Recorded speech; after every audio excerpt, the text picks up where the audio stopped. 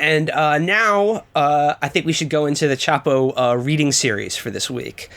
And this week's selection, as I mentioned earlier, comes to us care of a Dennis Prager. Are you guys familiar with Dennis Prager? Oh yeah. Big fan. How would you describe Dennis Prager? He's a very angry radio host. He's Rush Limbaugh if he was really proud of like being in Mensa. He's a very pretentious reactionary.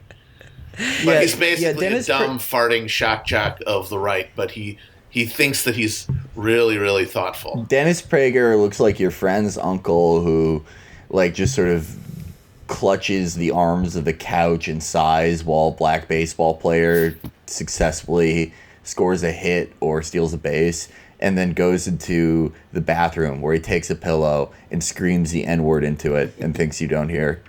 That's what he looks like to me, and has always looked like to me. He's incredibly corny. He's like the ultimate like corny dad right-wing archetype, but he's also like super into religion. Like that's his main thing. And also, like, he's, like, super into Judaism, but, like, his main project is, like, bridging the gap between conservative Judaism and evangelical right-wing Christianity. Like, he's really wants to, like, sort of, he wants to bring those two forces together. And, like, that's, I think, his kind of goal in life. He plays the accordion, and I think most importantly for the selection we're about to read is that despite being obsessed with religion and sexual morality, he's not gay. He's horny as hell, but for women, and this is what we're going to talk about. So the article that I've selected is actually a series of articles. It was too big just for even one post. It's a two-parter, the title of which is When a Woman Isn't in the Mood. But for our purposes, we can just call this Women Owe Me Sex by Dennis Prager, parts 1 and 2. Dennis wants to fuck really badly. Really badly. He needs to fuck. He's got to fuck at least once a day. And similar to what we mentioned before about David French, like when he was talking about Prince and how the real heroes in America aren't famous, like the tick is that they're only talking about themselves. Keep that in mind when you read this, because Dennis is absolutely talking about himself. So, okay, let's begin. This is When a Woman Isn't in the Mood, Part 1, by Dennis Prager. Given our preoccupation with politics and economics, it is easy to forget that for most of us, micro-issues still play a greater role in our lives. So here are some thoughts that, as heretical as they might sound, have been found extremely helpful, sometimes even marriage-saving, from listeners to my radio show, which features a male-female hour every week. Oh, that sounds really sexy. Yeah, he has a male-female hour on his show every week. The guy, I can't imagine, that must be like the happiest hour of radio Oh my ever. God, can you just imagine the fucking sexual tension? It's like when Stern has a porn star ride the Sibian, only it's a married couple fucking with a sheet between them. Yeah, it's Dennis. It's like when they interview porn stars, but Dennis Prager is like, how many agents does the Muslim Brotherhood have in the State Department? Hoo-hoo, Robin. Okay, he goes on. The subject is one of the most common problems that besets marriages. The wife who is, quote, not in the mood, and the consequently frustrated and hurt husband. It is an axiom of contemporary marital life that if a wife is not in the mood, she need not have sex with her husband. Here are some arguments why a woman who loves her husband might want to rethink this axiom. Wow, people have long requested a version of Elliot Rodgers' manifesto where he employed use of a thesaurus, and we finally have it. Close your eyes and think of Prager, baby. He says, first, women need to recognize how a man understands a wife's refusal to have sex with him. A husband knows that his wife loves him, first and foremost, by her willingness to give her body to him. Holy fuck. This is rarely the case for women. Few women know their husbands love them because he gives her his body. This idea almost sounds funny. Now, this is the old women aren't really horny thing that he's going into here. He's like, ladies, you don't really understand what it's like to just be like so horny that like your teeth are grinding together and you're just like your eyes are bugging out of your head. I mean, and women the main reason for that is that you're married to me. Yeah, like Dennis Prager, you can really tell he's writing from his own experience. He's like, look, women don't enjoy sex at all. They hate it. They hate every second of it, but they'll do it 3 or 4 times a year to reward alpha genius men. I mean, they often say things like, you've all heard this, like, ouch, you're getting sweat on me, this is disgusting, Dennis, you need to shower beforehand, you know. I mean, like, who I mean, like, you know, like everyone else in the world, when, you know, me and my wife, we have sex once every lunar cycle. I mean, who hasn't heard this? Wrong hole, Dennis. Every wife says that. No, I mean, this is a common problem. Whom amongst us hasn't wanted sex from a woman who wasn't willing to let you use her body to jack off with? Yeah. But no, it gets so much worse because he describes sex as like the worst chore imaginable, but one that, you know, the intelligent woman will submit to regardless of how fucking unbearable it is. He says, this is therefore usually a revelation to women. Many women think men's natures are similar to theirs, and this is so different from a woman's nature that few women know of this about men unless they're told about it. Again, women, just sex isn't something that they really think about or care about, so it's very hard for them to understand what it's like for a man. Yeah, women have no idea men are horny, by the way. Men are really good at hiding it. Yeah. You know, like me personally, I've never gone into a GNC and knocked all of the pre-workout samples off the table with my boner. Oh, humble brag, Felix. Come on. Careful now. This is a major reason husbands clam up. A man whose wife frequently denies him sex will first be hurt, then sad, then angry, then quiet. I'm just trying to imagine the silence that permeates the Prager household at all times. There's just the sound of like silverware clacking on like a dinner plate as he like just sort of like cuts his like, you know, burnt roast into ever more tiny pieces, just staring into the space vacantly. Dude, you know what dinner at the Prager household is like? It's like the attic dinner scene in Clockwork Orange. Try the wine!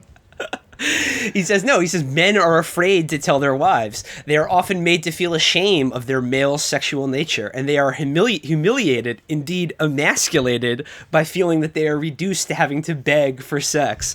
Ooh, never beg for sex, fellas. That's not a good look. Not a good look. I mean, you don't want to be like Peggy Bundy. Ow, Dennis! Dennis, let's not have sex. Yes, I wrote an entire column about how black people have a crime bone in their brain. Okay, this is part 1. He goes on to list like typical female reactions to finding out that men are horny as hell all the time and just like need to jack off and fuck them constantly. It's not really entertaining. It's stupid as hell. And the real meat of it is in the part 2 of this article where he starts speaking directly to the women more. Okay, so moving on to part 2 now. He says, in part 1, I made the argument that any woman who is married to a good man and who wants a happy marriage ought to consent to at least some form of sexual relations as much as possible. Jesus fucking Christ. And then he says men need to, you know, he does say also men need to understand that intercourse should not necessarily be the goal of every sexual encounter. I mean, sometimes you just want some head. Am I right? Yeah, no, like this is, Dennis Prager co-wrote the 3-6 Mafia song "Slob on My Knob," but in the original cut, it was like "Slob on My Knob." A wife does her job. Wife just does her job. Barack Obama ate a dog. Wait. I missed this part. He includes this massive caveat at the end of part 1 that's important. He said, now everything I said here comes with this clarification. Everything I said applies under only 2 conditions. The woman is married to a good man is number 1, If she's married to a bad man, forget about it. I don't know who decides that. Maybe the wife has decided she is married to a bad He's man. a damn Democrat. Am I right, folks? The second condition is she wants him to be a happy husband. If either condition is not present, nothing written here matters. So just keep that in mind. I like how he writes this out like a mathematical law. Prager's theory of unfuckability. It's Euclidean geometry, folks. What is true one place is true everywhere. More like that Euclidean geography. Ooh, yes. Ooh. Okay, so he says the female orgasm is highly theoretical. it's like string theory. Okay, so he says in part 2, I advance the argument that he I just love the way he writes. I love him. He says, in part 2, I advance the argument that a wife should do so even when she is not in the mood for sexual relations. I am talking about mood, not times of emotional distress or illness. Dude, he's not heartless, people. Yeah. He says, here are 8 reasons for a woman not to allow not being in the mood for sex to determine whether she denies her husband sex. Number one. This is like David Letterman here. Number 1. If most women wait until they are in the mood before making love with their husband, many women will be waiting a month or more until they have sex. In my experience. He says, when most women are young, and for some older women, spontaneously getting in the mood to have sex with a man they love can occur easily. Hey, Dennis, I got news for you. They can also spontaneously get in the mood to have sex with men they're not in love with. It happens all the time. But he goes on to say, for most women, for myriad reasons, female nature, childhood trauma, not feeling sexy, being preoccupied with some problem, fatigue after a day with children and or other work, or just not being interested, there is little comparable to a man's out of nowhere and seemingly constant desire for sex. Can I just say that, like, his explanation for why women themselves would want to fuck, it's very Dan Quinn. How so? Like, when Dan Quinn talks about the violin... Explain the violin to our listeners. The violin is an oral sex technique invented by Dan Quinn, where you put 2 fingers above the G-spot, one on the clit, and you play the clit like a swizzle stick flute. Dan's words, not mine. But Dan says that it creates triple-digit orgasms. I was gonna say, it reminds me of the movie within a movie in Boogie Nights, the documentary about Dirk Diggler that Amber Waves directs, and he's like, yeah. If we had been doing this years ago, think about all the marriages we could have saved. I think that's part of my reason for doing this. Yeah. You know, I've gotten thousands upon thousands of letters, you know, from people telling me, God, you've taught me this, and you've made our love life so much better. And this isn't, you know, go out and have sex with 10 million people and, you know, how to get a girl off. It's about how to get your wife off. You know, if only, you know, people could have been doing this before, we could have saved 1 million relationships. You know, I've saved thousands. Oh God, we're only on number 2. I'm gonna have to skip a lot of this because, oh my God, it's unbearable. But he says, number 2. Why would a loving, wise woman allow mood to determine whether or not she will give her husband one of the most important expressions of love she can show him? What else in life of such significance do we allow to be governed by mood? What if your husband woke up one day and announced he was not in the mood to go to work? If this happened a few times a year, any wife would have sympathy for her hard-working husband. But what if this happened so often as many wives announce they are not in the mood to have sex? Most women would gradually stop respecting and therefore eventually stop loving such a man. Stop taking sick days and fuck me already. No. I think we have to read between the lines here and determine that Dennis's wife treats not fucking Dennis like a job. Yep, it's a full-time work. We're gonna get to the punchline about Dennis's wife at the end of this. By the way, there is a turn coming up. Just a little preview. Oh boy. Thus, in the past generation, we have witnessed the demise of the concept of obligation in personal relations. We have been nurtured in a culture of rights, not a culture of obligations. Oh God! Obligatory intercourse, so fucking hot. No, yeah, see, this is hot to me. This is Yeah. hot to me because I think Dennis is getting into this like BDSM relationship of like just like erotic servitude. Have you guys where it's noticed that marriage has gone downhill since you couldn't like kill your wife and it was a misdemeanor? It totally. That's why there's all these divorces. Yeah. Number 5, partially in response to the historical denigration of women's worth, since the 1960s, there has been an idealization of women and their feelings. So if a husband is in the mood for sex and the wife is not, her feelings are deemed of greater significance. Yeah, that's I think probably because it's like, her body that your like awful hog is going to be like, limply thrusting in and out of for a couple minutes. So I think that's actually why they do get veto power over that, Dennis. Yeah, Dennis is like literally describing why rape is a crime. And he's like, and it's bad. Number 6. Yet another outgrowth of 60s thinking is the notion that it is, quote, hypocritical or wrong in some way to act contrary to one's feelings. One should always act, post-60s theory teaches, consistent with one's feelings. This is like a Brad Goodman from the Simpsons episode. I'm not a person being, I'm a person doing. Excuse me. Of course, most women never regard it as hypocritical and rightly regard it as admirable when they meet their child's or parents' or friends' needs when they are not in the mood to do so. They'll let their stupid kid fuck them. I mean, you would actually miss sucking your terrible husband's fetid cock over seeing your daughter graduate. Or visiting your ailing mother in the hospital. Oh my God, what the fuck, man? This is the post-60s culture we live in. Yeah, women be selfish, folks. Number 7. Many contemporary women have an almost exclusively romantic notion of sex. It should always be mutually desired and equally satisfying, or one should not engage in it. Does that not make... I'm sorry. Why would, I can't believe he's writing this. That sound preferable, doesn't it?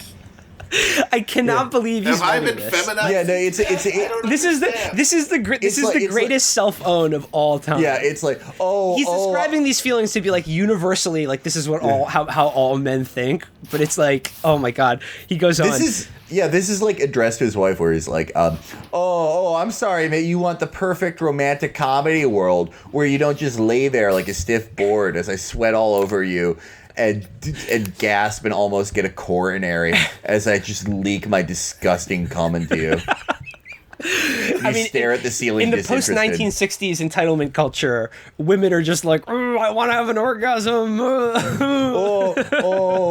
don't want to fuck my disgusting husband with his scoop neck who just screams about black people all day. Now he says, oh God, it gets so much worse. I'm gonna have to read all of this one because it's stunning. He says, therefore, if a couple engages in sexual relations when he wants and she does not, the act is, quote, dehumanizing and mechanical. Now, ideally, every time a husband and wife have sex, they would equally desire and equally enjoy it in some kind of fantasy world, I guess. But given the different sexual natures of men and women, this cannot always be the case.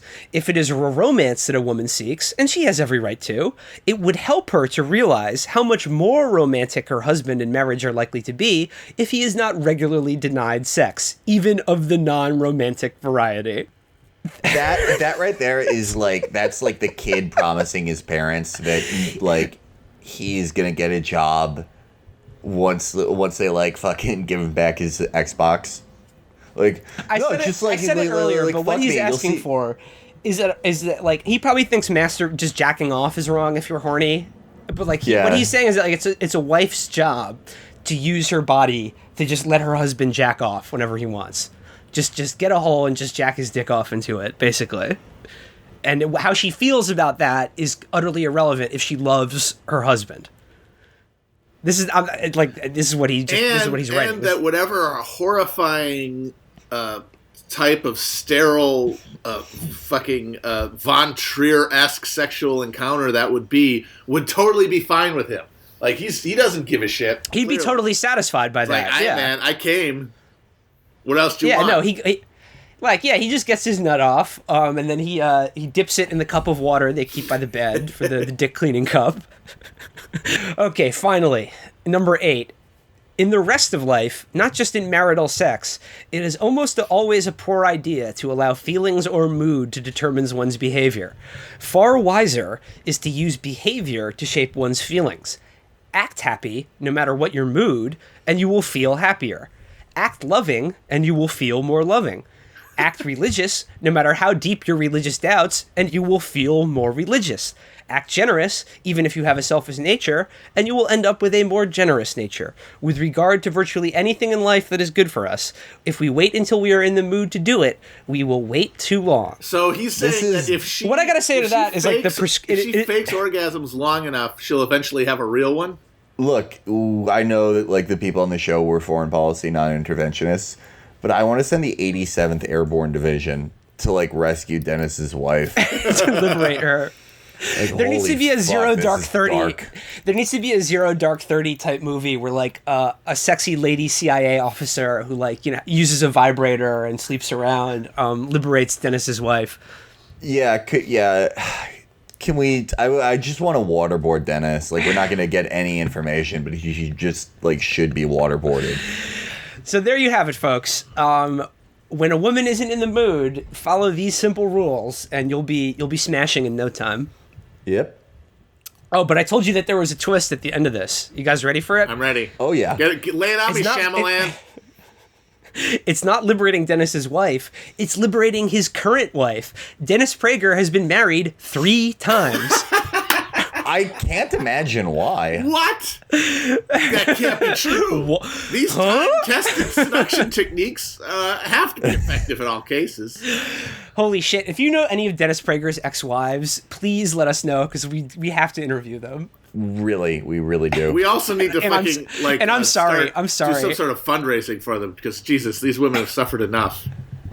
Dude, Dennis Prager is like the Yellow King. He's the yellow teeth king. Oh man, that was an amazing reading series. Yeah, I'm gonna go take a shower after this. I previewed that one. I said we were going to do it way back on like episode 4 or 5 or something. It was a long time ago. It was a long time coming. I'm glad we had the time to finally do it. But I was hoping that you would forget because I didn't I didn't want to read it again. It's fucking horrifying.